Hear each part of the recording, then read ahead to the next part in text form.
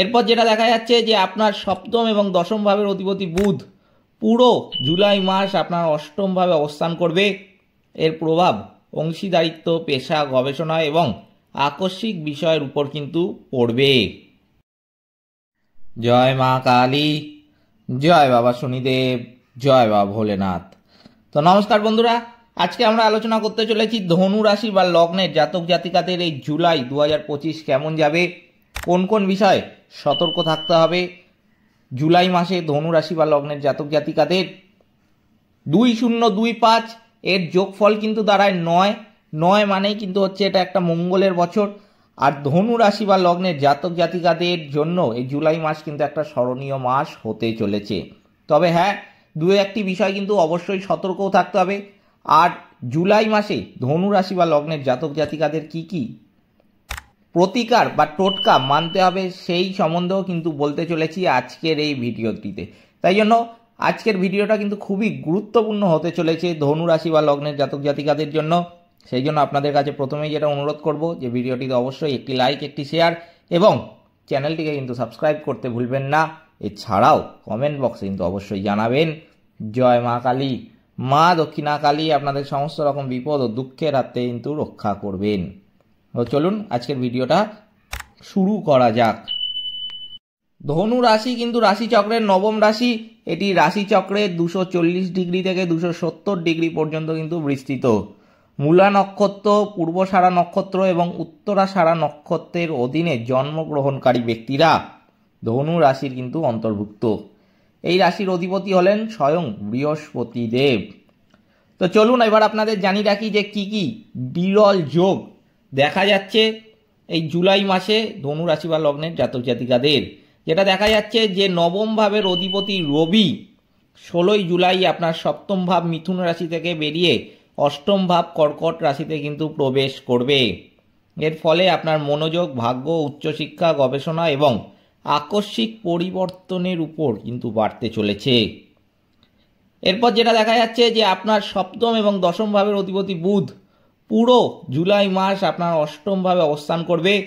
এর প্রভাব অংশীদারিত্ব, পেশা, গবেষণা এবং আকস্মিক বিষয়ের উপর কিন্তু পড়বে।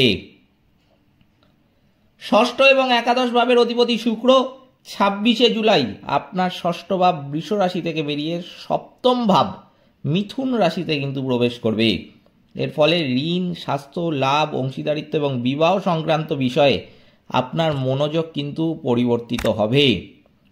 এরপরে যেটা সবচেয়ে গুরুত্বপূর্ণ যে বৃহস্পতি আপনার চতুর্থ এবং প্রথম ভাবের অধিপতি বৃহস্পতি পুরো জুলাই মাস আপনার সপ্তম ভাবে অবস্থান করবে। এর ফলে আপনার ব্যক্তিত্ব, পরিবার, বাড়ি, বিবাহ এবং অংশীদারিত্বের উপর ইতিবাচক একটা প্রভাব কিন্তু পড়তে চলেছে। এছাড়াও মঙ্গল, শনি, রাহু, কেতু এদেরও কিন্তু বিরল গোচর লক্ষ্য করা যাচ্ছে এই জুলাই মাসে। তাই জন্য জুলাই মাসটা কিন্তু একটা অন্যতম 2025-এর একটা সেরা মাস হতে চলেছে এই ধনু রাশি বা লগ্নের জাতক জাতিকাদের কাছে।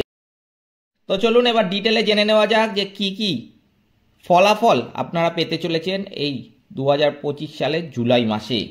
এই মাসে আপনার রাশির অধিপতি বৃহস্পতি দেব সপ্তম ভাবে থেকে আপনাকে অনেক বিপদ থেকে রক্ষা করলেও আপনার অষ্টম যেটা আকস্মিক ক্ষতির ঘর এবং চতুর্থ অর্থাৎ গার্হস্থ্য সুখের যেটা ঘর গুরুতরভাবে প্রভাবিত হওয়ায় আপনি পেশা এবং পারিবারিক জীবনে অনেক চ্যালেঞ্জের কিন্তু সম্মুখীন হবেন। এটি আপনার সাহস এবং বিচক্ষণতার পরীক্ষার একটা সময় হতে চলেছে।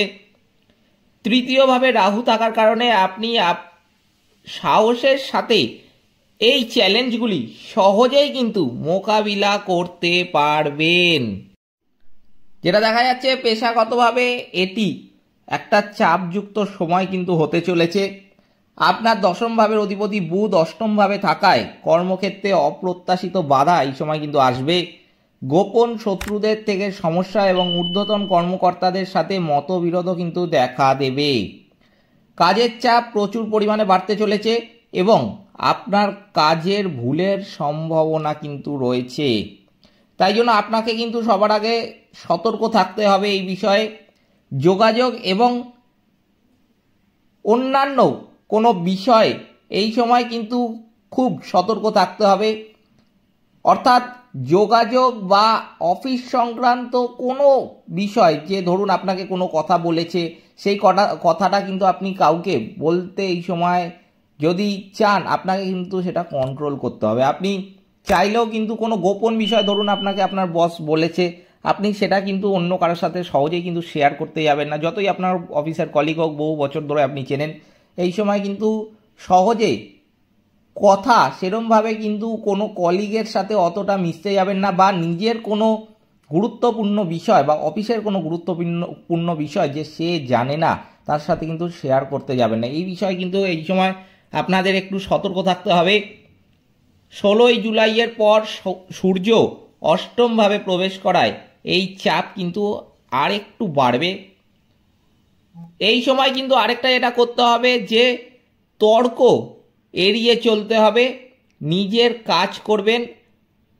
তর্ক করতে কিন্তু অফিস ক্ষেত্রে কারোর সাথে যাবেন না, অফিসে কারোর সাথে তর্ক করতে যাবেন না সহজে বা চটজলদি। বা কোনো বিষয় নিয়ে কিছু হচ্ছে, আপনি ভাবলেন যে না আপনি তর্ক করবেন, বা কোনো বিষয় আপনি জানেন আপনি সেটা নিয়ে তর্ক করতে চাইছেন, এই মাধ্যমে বা কোনো ছোট্ট বিষয় থেকে কথার পাল্টা কথা, এই কথা নিয়ে কিন্তু একটা তর্ক, একটা ঝামেলার পরিস্থিতি তৈরি হয়ে যেতে পারে। তাই জন্য এই সমস্ত বিষয় থেকে আমি কিন্তু প্রথমেই বলবো একটু সতর্ক থাকতে হবে।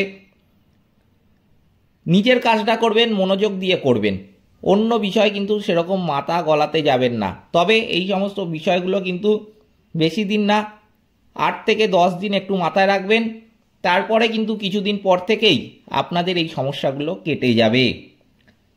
আর্থিকভাবেও কিন্তু যেটা দেখা যাচ্ছে এই মাসটি মিশ্র থাকবে। আপনার দ্বিতীয় ভাবের অধিপতি শনি চতুর্থভাবে থাকায় অর্থ বেশিরভাগ ক্ষেত্রে বাড়ি, যানবাহন বা সম্পত্তি মেরামতের জন্য খরচ হবে। অষ্টমভাবে গ্রহের গোচরের কারণে হঠাৎ চিকিৎসা সংক্রান্ত খরচও কিন্তু এই সময় লক্ষ্য করা যেতে পারে। তবে আপনার লাভের অধিপতি শুক্র মাসের দ্বিতীয়ার্ধে শক্তিশালী হওয়ায় আয়ের অভাব কিন্তু আপনার হবে না, কিন্তু খরচ বেশি হওয়ায় সঞ্চয় করা কিন্তু কঠিন হবে। এই মাসে বড় অঙ্কের বিনিয়োগ না করাই কিন্তু ভালো। পারিবারিক জীবনে কিছু কঠিন চ্যালেঞ্জের সম্মুখীন হতে হবে। চতুর্থভাবে শনির গোচর হওয়ায় কারণে বাড়িতে বা অকারণে বাড়িতে কিন্তু শান্তি বিঘ্নিত হবে। মায়ের স্বাস্থ্য নিয়েও কিন্তু উদ্বেগ থাকবে। আপনার সপ্তম ভাবের অধিপতি বুধ অষ্টমভাবে থাকায় জীবন সঙ্গীর সাথে গুরুতর ভুল বোঝাবুঝি বা তাদের স্বাস্থ্য সমস্যা আপনাকে কিন্তু বিরক্ত করতে পারে। তবে আপনার রাশির অধিপতি বৃহস্পতি সপ্তমভাবে থাকা একটা সুরক্ষা কবচের মতো আপনার জন্য। এটি আপনার সম্পর্ককে পুরোপুরি ভাঙতে দেবে না। বিচক্ষণতার সাথে কাজ করলে মাসের দ্বিতীয়ার্ধে সমস্যার সমাধান হবে। স্বাস্থ্যক্ষেত্রেও কিন্তু যেটা দেখা যাচ্ছে যে স্বাস্থ্যের বিষয়ে সতর্কতা প্রয়োজন।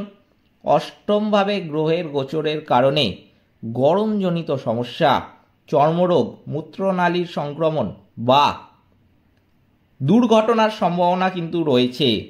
আপনার ষষ্ঠ ভাবের অধিপতি শুক্র ষষ্ঠভাবে থাকায় 26শে জুলাই পর্যন্ত পুরানো রোগ পুনরায় কিন্তু এই সময় দেখা দিতে পারে। খাদ্য ও পানীয়ের পরিচ্ছন্নতা বজায় রাখা এবং ভ্রমণের সময় সতর্কতা থাকা অত্যন্ত প্রয়োজন ধনুরাশি বা লগ্নের জাতক জাতিকাদের জন্য। ব্যবসা ক্ষেত্রেও কিন্তু যেটা দেখা যাচ্ছে যে এই সময়টা পুরোপুরি আপনার ব্যবসা ক্ষতিগ্রস্ত হবে না, বা খুবই যে লাভে থাকবে সেটাও কিন্তু হবে না। আপনার খ্যাতি কিন্তু এই সময় বজায় থাকবে। তবে আপনার দশম অধিপতি অষ্টমভাবে থাকায় ব্যবসায় অপ্রত্যাশিত বাধা, ক্ষতি এবং অংশীদারদের সাথে গুরুতর মতবিরোধ কিন্তু হতে পারে। নতুন বিনিয়োগ বা ব্যবসা সম্প্রসারণের জন্য এটা কিন্তু একটা সঠিক সময় নয়। বিশেষ করে সরকারি কাজে সতর্কতা প্রয়োজন। ছাত্রছাত্রীদের ক্ষেত্রে বলবো যে ছাত্রছাত্রীদের জন্য এটি একটা কিন্তু কঠিন সময় হতে চলেছে।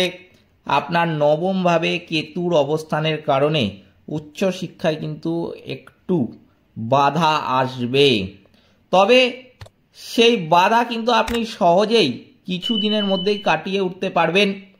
এছাড়াও অষ্টমভাবে গ্রহদের প্রতিকূল প্রভাব এবং পড়াশোনায় মনোযোগের অভাবে ফলাফল কিন্তু হতাশাজনক হতে পারে। তবে আপনার রাশির অধিপতি বৃহস্পতি অনুকূল থাকায় আপনি যদি শিক্ষকদের পরামর্শ মেনে অধ্যবসায়ের সাথে কঠোর পরিশ্রম করেন তবে এই কঠিন সময় পার কিন্তু সহজেই করতে পারবেন। তো চলুন এবার জেনে নেওয়া যাক যে ধনু রাশি বা লগ্নের জাতক জাতিকাদের এই জুলাই মাসে কি কি সতর্কতা বা কি কি প্রতিকার বা টোটকা অবলম্বন করতে হবে। প্রথমে কিন্তু যেটা বলবো যে প্রতিকার হিসাবে দিনহীন এবং গরিব লোকেদের আপনার সামর্থ্য মতো কিন্তু ভোজন করাতে হবে, তাহলে কিন্তু আপনি বহু সমস্যার সমাধান পেয়ে যাবেন। মন্দিরে দুধ চাল আর গুড়ের কিছু দান করবেন, তাহলেও কিন্তু আপনার জীবনে ধরুন কোনো সমস্যা যেটা কিছু মাস ধরে চলছে বা আগে ছিল না সেটা কয়েক মাস হলো, এই 2025 সালেই শুরু হয়েছে, কিংবা বহু বছর ধরে সেটা 2 থেকে 3 বছর হলো ছিল, মাঝখানে কিছুদিন ছিল না, আবার সেটা এখন দেখছেন যে ফিরে এসছে, এই রকম যদি কোনো সমস্যা আপনাদের জীবনে চলে তাহলে কিন্তু আমি বলবো যে এইগুলো দান করুন মন্দিরে গিয়ে, সেই সমস্যার সমাধান কিন্তু আপনি পেয়ে যাবেন। এই ছিল আজকের ভিডিওটিতে অবশ্যই একটি লাইক একটি শেয়ার এবং চ্যানেলটিকে কিন্তু সাবস্ক্রাইব করতে ভুলবেন না। এছাড়াও কমেন্ট বক্সে কিন্তু অবশ্যই জানাবেন। জয় মা কালী, মা দক্ষিণা কালী আপনাদের সমস্ত রকম বিপদ ও দুঃখের হাত থেকে কিন্তু রক্ষা করবেন। সকলে ভালো থাকবেন, সুস্থ থাকবেন, নমস্কার।